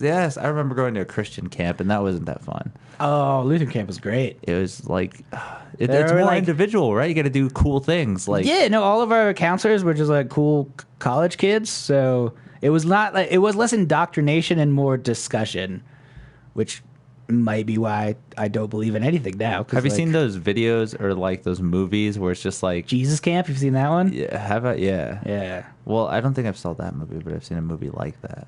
About like the really hardcore Christian camps? Yeah, but yet there's still like a bunch of like mishaven stuff that goes on. But like, okay, so they hire a bunch of people for these like Christian camps and stuff, but they're just like regular average Joes, and then end up like sleeping with each other. And like, camp counselors like, oh yeah, I really like Stacy. She's like in the girl dorm with all the other ones. She's taking care of them. Gonna be like with her tonight. Like, a bunch of perverts and stuff. Oh yeah. I don't know. Well, you can't like change human nature. You can try to. You could try to. When I went to church camp, they always told us not to purple because it was like boys are blue, girls are pink. If you get together, it's purpling. Oh. They're like, don't purple with the girls. But at the same time, they were like, there were cute girls there, So you tried to purple. You can't fight human nature. I mean, that's kind of what religion tries to do, is just like make you feel guilty for it. That's true. That is very true. Especially at like certain times. Like there's some religions where it's just like, you can't have sex at this time. No, you can't have sex till you're married, or There's other religions though where they're just like, yeah, you can't have sex, but poop hole loophole. That's true. You'll be fine. Anal, you'll still get into heaven. You'll be fine. Don't worry about it. Rob NFL football. We're the generation that will see the end times in our life. How do you feel about that statement? I think every single generation has said that. Is that like, what makes me even sad? And plus, that's another fucking scapegoat. We almost saw the generation end of the Mayans. Like the Mayans told us that. Yeah, the Mayans thought it was gonna end. There was that pastor in Florida who told it was gonna end. Like, that's another thing where people just want to be like, oh, the world's gonna end, so why should I do anything? What am I gonna it's do, like, right? oh yeah, the climate's burning, the world's on fire, everything's going to shit. But hey, Jesus is coming back. You'll be fine. Yeah. That's like the whole thing with people supporting Trump because he's making Israel a sovereign nation, or like because he changed the embassy. It's because they want that. Like they want the end times to come about, and they believe that the embassy being in Jerusalem is going to bring about those end times. And like, what just an absolute fucking asshole you have to be to keep be pushing like, that, yeah. I'm not going to solve any problems. I'm just going to let Jesus come in and like fucking wipe the slate clean. It's like my Monopoly game's going to shit, so I'm gonna let my buddy Jesus come in and flip the board. He'll do it. But fuck that. Right. Don't give up NFL 24, whatever. Rob NFL football, thank you for joining. Judas 350, Judas 28 350 says, when your brain shuts down, then you're dead. No coming back. I think that's pretty true. Judas is going real hardcore on this no heaven thing, and I'm here for it, Judas. But I don't know. See, like, I don't. Maybe it's just my like comfort zone background or whatever. But I don't want to feel that like when the lights go out, that's it. Well, nobody does. That's why like religion's been around for so long. But it doesn't have to be religion now. It could be the simulation. It could be the simulator. It could be the multiple universe. But even so, that's like. I mean, you could argue like anything you believe in to that level, even if it doesn't have a god or anything, that's still somewhat your religion. If you're still believing in that to such a level that you think it's going to be there for when you die, that's somewhat a religion, right? I guess that's true. Some kind of belief system. Plus, if we're like in a Matrix simulation, fuck those guys. Right? It totally is not going to be any better than this. Right, when you wake up. You get to a better simulation? Yeah. You wake up, it's not going to be any better. Are you going to come to in like that pot of goo like Keanu? It's like, Judas as well said, we only have one life to live, so damn the book a man wrote. So I think he's condemning them? Yeah, he said man. Well, like a lot of men wrote it. Okay. A lot of men well, that wrote makes sense book, too. yeah. And then it's been mistranslated over and over again. Yeah, and like there's apparently people who've like left out certain parts, and I don't know, man. Can't even translate it correctly. It's an old book. Walk was translated to stop. The guy with Eddie. Yeah.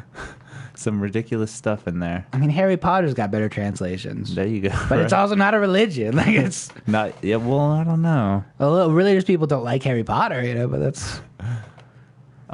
Judas is still going off where he's like, live your life at 100 miles an hour. Life's too short. Actually, I would say live your life a quarter mile at a time. Oh, Hey. yeah. You know where we're quoting. We were in that generation, too, where that movie was a big thing in us. Dude, have you tried to go back and watch like the early Fast and the Furious? No. Because that's a great... Actually, watching all the Fast and the Furious is a great way to look at how our generation has progressed and just how society's progressed. Explain. Because, like, the first one, it just, like, it's a very simple story about family, you know, and, like, the things we cared about back then. But also very troubling use of, like, the F word and shit. Oh, God. You know, so it's, like, socially we were different, but culturally, like, we were concerned with family and things like that. And then as it's progressed, it's gotten more socially appropriate, but overly excessive, you know? It's become more polished, but has less heart. Okay. And now it's just turning into, like, spin-off franchises. Yeah, now it's like and now it's just milking it till it's absolutely dead. How do you feel about people wanting The Rock to be the president? I mean, Is it no, a better that's not choice? a good idea. That's just like The Rock's a great guy. He's very charismatic, but he doesn't. How do we know, though? We do not know if he's intelligent or not. That's true. We don't know that he's a great guy. We don't. We've only seen what The Rock has presented us. Well, The Rock is good. I mean, that's all. I kind of, again, like, that's all. Yeah, but with the way that society and politics have gone, it's like, kind of just feels like we're just waiting for the next celebrity instead of actual politician. Yeah. Like, well, look at what happened when we get a politician. Look, we got Biden now. Fuck Biden. But look at what happened. Like, Yeah. what are we waiting for? What's going on here? Rob Football says, read Revelations chapter 3. We're living it. Are we?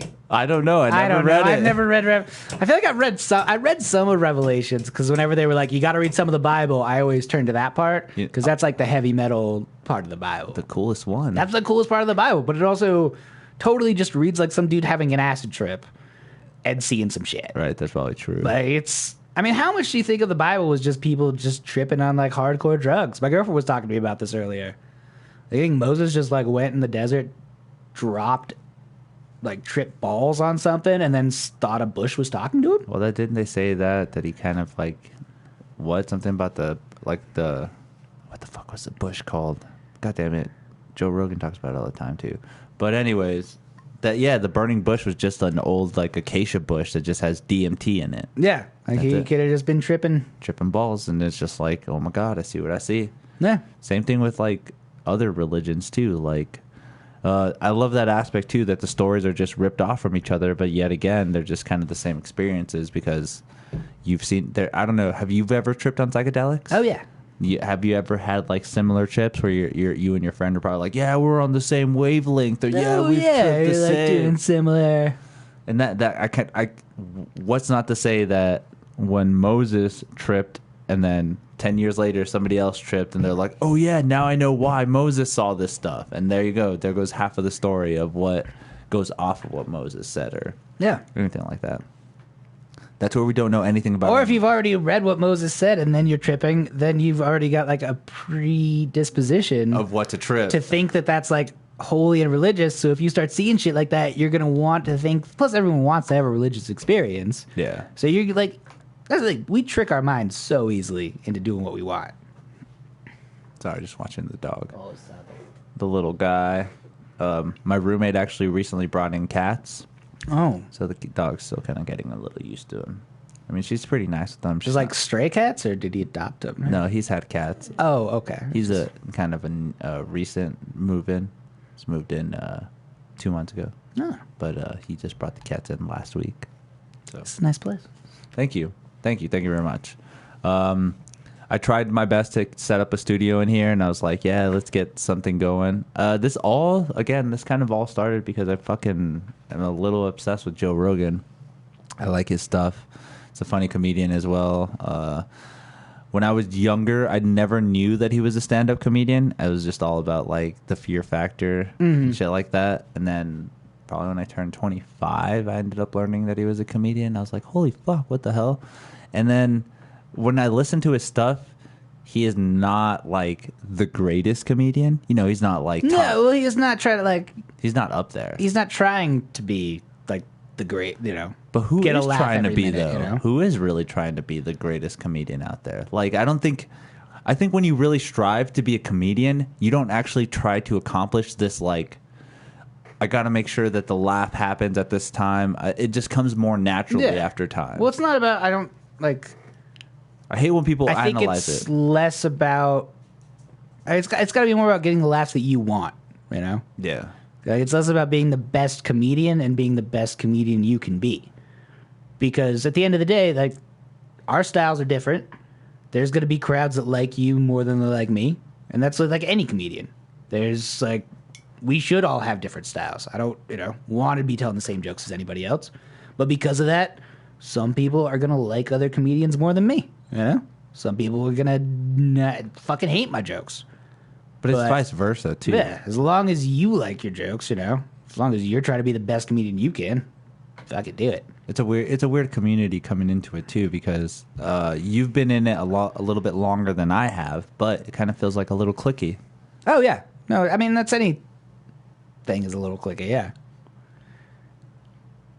But we're still better off than other places. I don't hear about this on the Joe Rogan podcast about people being cliquey in their society. No, it's so cliquey in any comedians. No, it is. You hear these groups, right? The Legion of Skanks, the Kill Tony crew, the Death Squad, and all them. Like, I mean, have you gone out of the state and like shown up at an open mic? I haven't. I have at this place. Yeah, I went to Denver, did like an open mic, and nobody like introduced themselves to me, right? Yeah, which was fine, I don't know anybody. I'm from out of town, but yeah, that's how it goes. So you just went up there to just try some open mics? No, I went up there for a concert and then did some open mics. Awesome. I'm actually planning on going up there in September for 2 weeks. Nice. For any special reason or just to do open mics? Hey, nice. So that's going to be pretty crazy because they've got they've got a lot of good open mics up there. But with the whole COVID thing, what's even going to happen? That's the fucking thing, man. Is this even going to come around by September? Is it? I don't know. I mean... Dude, we thought everything second wave now. Yeah, we all thought this was going to be okay by now. We're just like, oh, things will open up by May. It'll be fine. They're closing shit down again. Shit back down and everywhere else, yeah. I don't know. I mean, I guess we'll try to find a way to make it work. More online shows and shit, but online shows, that's the thing. You're doing it in a vacuum. You don't really know how well any of your jokes are going over. That's why I feel like this kind of environment is a little bit better because it's kind of funny. We still have to get time to play around with it. Trying to that's not the end goal with this. Yeah, yeah, there's the conversation base with the little "I'll kick a baby once in a while." You know, it's in there. If it hits, it doesn't. You can kind of tell when it does. We're not expecting you're not expecting laughter too, because there's nothing worse than expecting it. Right, you're just not getting anything. Nope. Nothing. Oh man, that one didn't hit at all. God, there's such religious talk going on in the comments. Just opened a can of worms, Angel. Judas was saying a quarter of a mile too short. Live your life. He also said, "What you guys think about the 4 blood moons and the 3 horsemen?" Aren't there 4 horses? I don't know. Well, Judas clearly has not seen the Fast and the Furious movies because he did not get that reference. But I'm still confused about what do you guys think about the 4 bloods, moons, and the 3 horsemen? It sounds like prophecy talk. Anyways, Rob NFL also said, God said more people will go to hell than heaven. Very sad. Well, that's just a shit dad. That's true, right? That's like your dad being like, hey... It's like if you had 5 brothers and your dad came and was like, one of you's going to college. Rest of you ain't doing shit with your lives. And Judas just said, damn right, at Rob, it's going to get worse. Do you feel like it's going to get worse? Yeah, I mean, definitely. I think yeah. I'm not optimistic, I guess, is what I'm saying. Okay. Do you? I don't know. I honestly feel like I honestly feel it actually is going to get worse. Yeah. I used to have hope that it was like generational, you know, because I used to think that like my core group, because I hang out with people like you and comedians and stuff, and typically pretty cool people that are very open-minded. You hang out with that group, and I used to think like, oh, when the older people die off that are still stuck in their ways, then maybe it'll get better. But then at the same time, there's a alarming number of people that are my age, SJWs, are still think the exact same way their fucking parents did. Or if not, like in a more radical kind of way. Yeah, I mean, they think that way too, in a way that, as I was saying, they can justify with their cell phone too. Right. Look at the Karens. How did that emerge? Fucking Karens. How did that emerge into a thing? Look at the MAGA hat kids who fucking yell at people. Right. Or just the people. I mean, again, incels. We didn't talk about those earlier. Yeah. Again, I approve and I totally agree, and I want everybody to be who they want to be, how they want to be, when they want to be, with the transgender movement and the LGBT. Dude, I'm so for it. But when you start condemning people and making people feel bad because they don't actually understand what you're trying to do, kind of makes me feel a little discouraged, because it's just like, I mispronounced you, or there was a mispronoun or something. Like, there's a bunch of people out there that are still understanding this concept, that are still growing from it. But then, again, they're just like, well, it should have been learned from... Well, it's all that place of like... a long time ago. Defense, I think, is, we always think that we're being attacked. It's not that different from the mindset of like the cops with the guns to kill people. Okay. Like, you always think that you're being attacked, so you always respond with the most extreme force. So if someone like comes up, because you may have been attacked at some point. If you're a trans person, you probably have been dealt with some bad shit. Yeah. So because of that, I think like anytime anyone comes up to you and approaches you or says something wrong, then all of a sudden you're in this mindset where it's like rather than educate, you have to defend yourself. And so you come out like hostile. Yeah, very true. But at the same time, it's probably warranted because a lot of people have been hostile towards you. So it's just, I think we all have to stop thinking like we know everything that's fucking going on, maybe? Or just like that we know what people are thinking? I don't know. Oh, what the fuck? So the dog is chewing up something that is kind of making me a little uneasy right now. Oh, God. Do you hear it? Yeah. I hear that, and it's not good. Something's happening. So chat with these guys for a few seconds. Oh, okay. That's what they said. All right. Satan's death virus. Oh, yeah, no, you have to Can't stop Satan.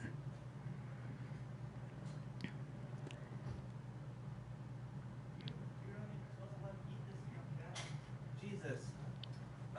Is it bad? No, they're just eating the cat food. Oh, it's not so bad. It's horrible. Dude, Rob NFL football is completely given up to Satan. Hey, what is up, Satan? What is he's going on? What does it say? Reform both. Oh, both police and knuckle. Yeah, that makes sense. Yeah. Is here to stay, man. Can't stop Satan. I honestly feel like Satan isn't that bad, though. Like, when I was younger, I was actually a really big goth kid. So into goth, I was like, yeah, I'm such goth kid, blah, blah, blah. I wore trip pants and actually wore eyeliner and stuff. It's kind of sad. I mean, did you wear the pants with, like, the... Yeah, with the chains and everything. Dude, I used to love, like, coming up behind people and just sticking my foot in there. What an asshole. No, but I went through that phase where I thought everything was like pain, life is pain. I was an emo kid, so I was almost there. Almost there, but I feel like the goth kind of had more of an independent darkness where it's just like, I don't give a fuck, I'll just totally defiant against everything and blah, blah, blah. And the emos were just more like, oh, I can't really do anything. Yeah, emo was like, I'm sad, but in a way My Chemical Romance tells me to be. In a certain sense.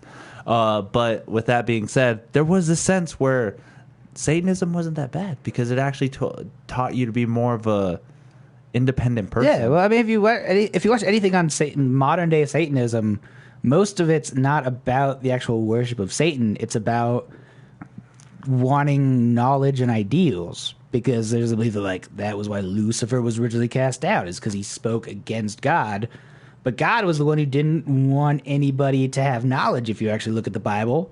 He put a man and a woman in a fucking place, like a zoo, just so he could watch them like pets, and told them not to eat from the tree of knowledge that would actually, like, let them know who they were or anything. Yeah. So that's a weird thing. It's like we were created to be, like, in a... Like, it's always like the reason that we were created was the same reason someone goes out and buys a fucking iguana. Because you just want to look at it. And not let it know why. Yeah, and not know what it is, or like where, or that there's anything better outside of that tank that it's in. That was where, like, if you believe in the Bible, that's why we were just originally created, was to just live in a little fucking box. And yeah, I mean, even that aspect of it being paradise and stuff, like, if we know everything, then why is that really paradise, right? Ignorance is bliss. Ignorance is bliss, but it's also not going to help anything. So I think Satanism, it's like, you know, it's a moving away from the established norms, but moving away from established norms is the only way progress happens.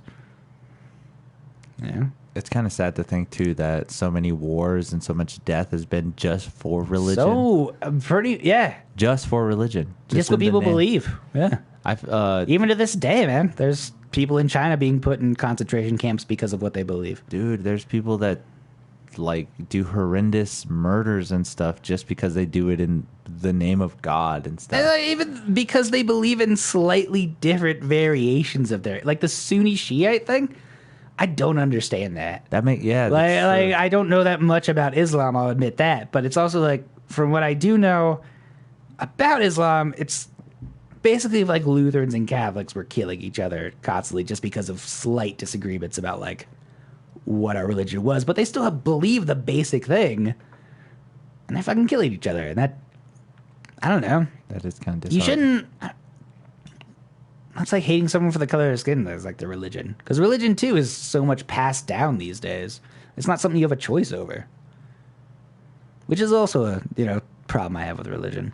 Oh, well, see, that's kind of the thing too. Is like even after a certain point, religion kind of feels like more of like inclusivity. Like again, at first it was more of like we're trying to convert people in the name of God, but yet again, it's like, dude, most of the people that go to this church are white people. Most of the people that go to this church to this place are Mexicans. Most of the people that go to this church to this place are black people. Like they even segregated themselves inside churches.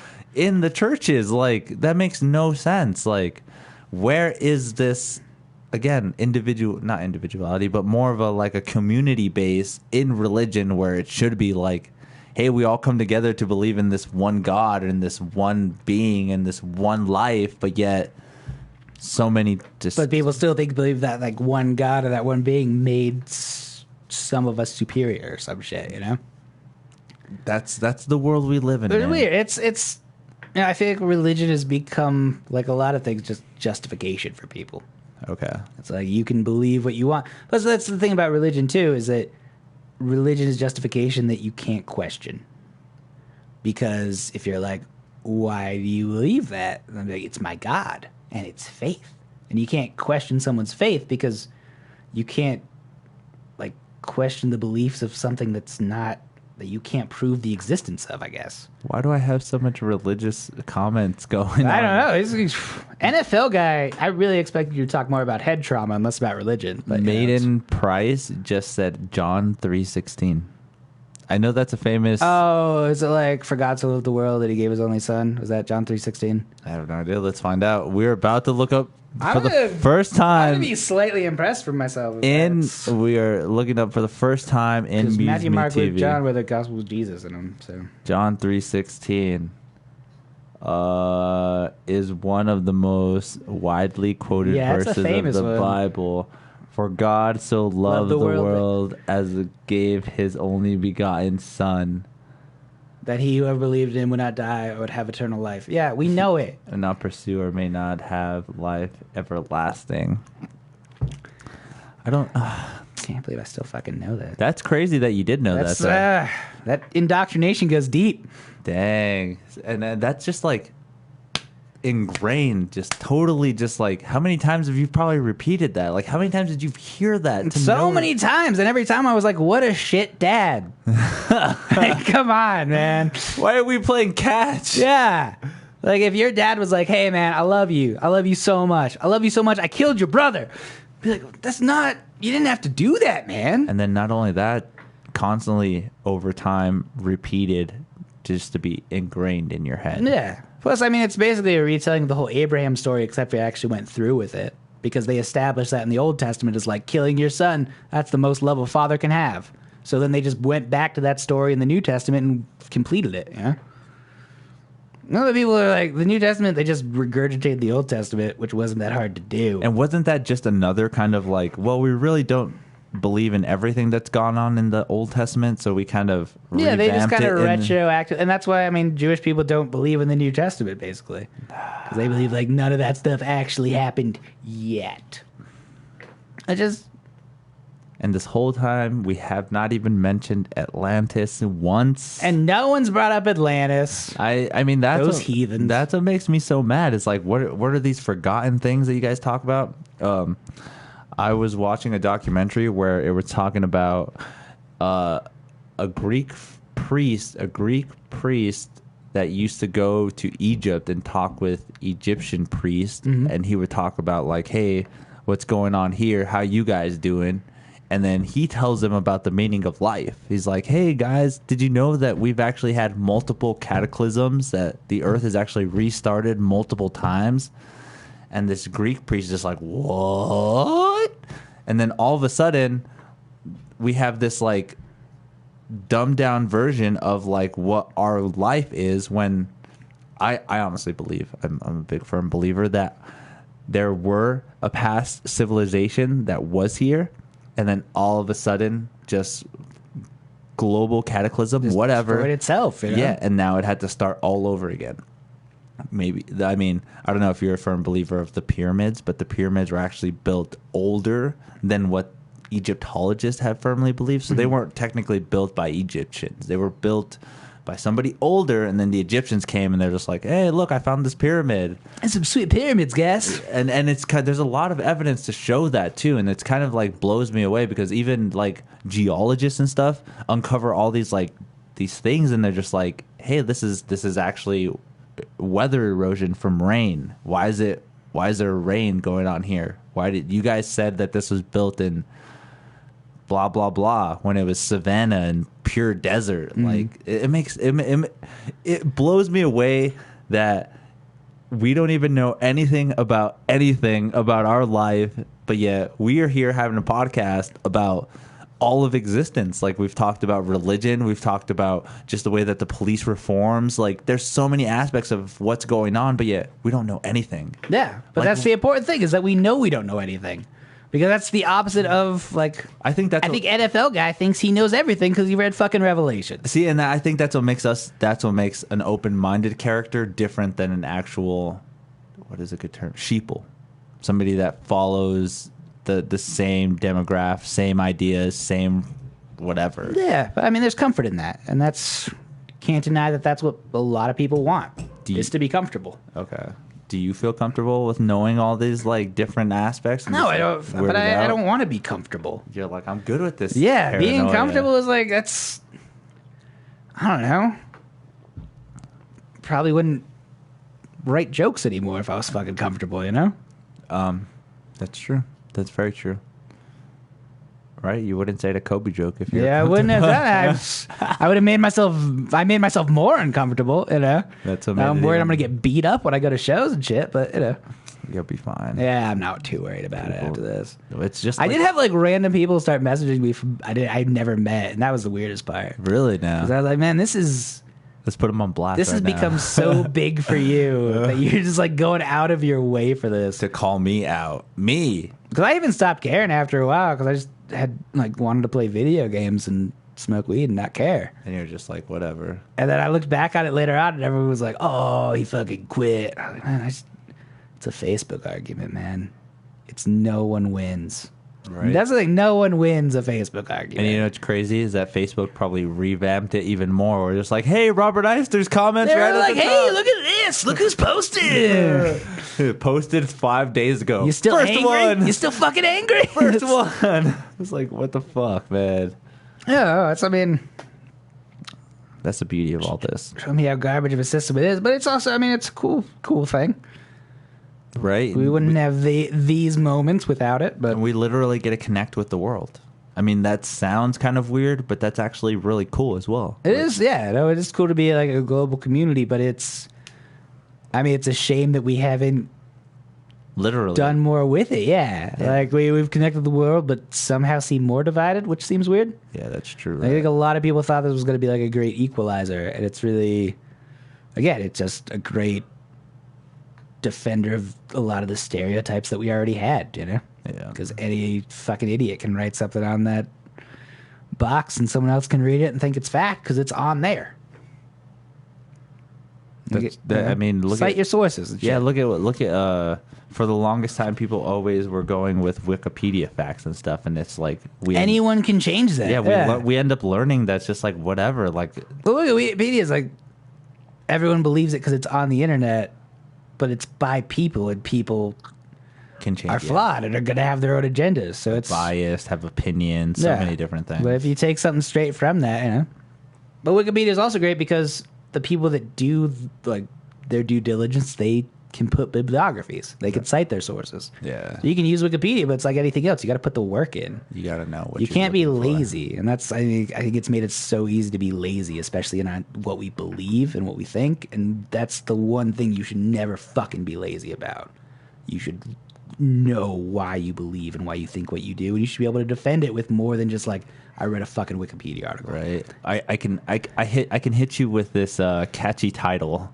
Look at how much that happens on Facebook, where people just like they even repost shit where they're like, I'm gonna share this article. And it's like, did you even read Dude, this article? I hate the mass reposting of shit. I'm just like, God damn it. Like, literally, if you clicked on the article and maybe read like 2 paragraphs, you would have been like, what the fuck is this? Yeah. But most of the time, they're just like, they read the headline and go. Catchy title. Oh, blah, blah, blah. Like, it's. Plus, I think, like, there's people who post nothing but articles of things that I don't agree with. And I think, like, if they posted just once of their own, like, it could be the same thing from an article, but if it was just their own ideas, just their own words, like not sharing some shit from somebody else, if they just put what they thought, I might not agree with it, but I would respect them so much more. There you go. Like, I'm so sick of just the laziness of thinking that by sharing someone else's opinion, like, if that is your opinion, that's like, fucking think for yourself. That's sad. Right? I would never want to present someone else as being me. That's like stealing a fucking joke in comedy, which is garbage. Or with like just the whole thing too, where it's just like, I agree with this because that's it. Like, yeah. I'll totally read it because I think you're wrong or I think you're right. Let me see why you think this way. No, it's just literally repost. Maybe they put like a smiley face emoji or something. Yeah. How am I supposed to know what you nothing think? to contextualize that. It's so That's the worst too, and it's like, I can't tell if you're making fun of this or if you're like actually a racist. What's going on? Yeah, it's the worst. Well, Robert, we've actually been here for quite a while. We've been here for like an hour and 45 minutes. Oh, shit. It's been a fun time. Yeah, this has been good, man. Yeah, dude, this is all this is. Just a conversation. Just have fun. Have a few beers. I didn't know you smoked weed. I would have had a blunt rolled. Oh, God damn it. We would have smoked a blunt on, but we'll smoke after. Sounds good, buddy. Get something going. With that being said, though, is there any place or anywhere you want these people to find you? We got 9 viewers on right now. They're here chilling out. Thank you guys for listening. I'm on Facebook as Robert Eyster. You can add me and send me things, and then check them out on there. Yeah, that's really all I got right now. But if you're in Albuquerque and shows open up, come check me out. Yeah. Come check out Robert Eyster. He also got a dope Instagram as well. He posts on there sometimes. Check him out on Instagram, right? It's like Eyster. Oh yeah, it's Ice Eyster. Ice Eyster, and I'll put that in the description and stuff like that. Closing notes. Yeah, this was fun. You know, be yourself. Believe in yourself. Live your life a quarter mile at a time. Quarter mile of a time. You heard it here, folks. Thanks again. And God's dead. You know, I think we've established that. Thank you guys for joining. You guys are awesome. Make sure to subscribe and follow anywhere. You guys know where. MuseMe TV. Be streaming on Twitch and also on Instagram. We have some dope shit. So make sure to follow, guys. Thank you guys for watching. You guys are awesome. Peace. We're out.